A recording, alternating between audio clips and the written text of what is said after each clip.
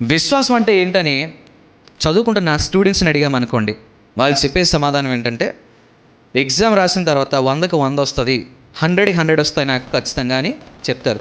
ఎలా చెప్తున్నావురా అని అడిగితే వీళ్ళు చెప్పే సమాధానం ఏంటంటే, ఖచ్చితంగా నేను బాగా రాశాను, అది నా విశ్వాసం, 100కి 100 వస్తుందని చెప్తారు. అదే ఒక ప్రేమికులను అడిగామనుకోండి, వాళ్ళు ఏం చెప్తారు?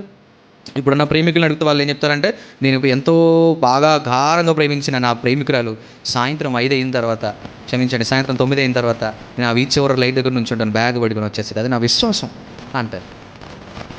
అలానే మీ విశ్వాసం ఏంటని క్రైస్తవులను అడిగితే, మా విశ్వాసం మాదండి, వాళ్ళ విశ్వాసం వాళ్ళదండి అంటారు. బైబిల్ ఏమో ఒకటి అంటారు. అసలు విశ్వాసం అంటే ఏంటి చూద్దాం, చూడండి ఒకసారి. హెబ్రీయులకు రాసిన పత్రిక 11వ అధ్యాయము,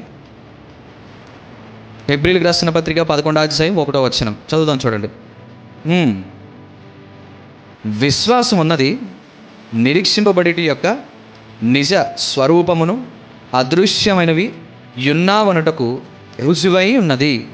ఏంటంటే ఏంటి అంటే, విశ్వాసం అంటే దానికి అర్థం ఏంటంటే, కనిపించిన వాటిని నమ్మడమే విశ్వాసం, జరగబోయే వాటిని నమ్మడమే విశ్వాసం.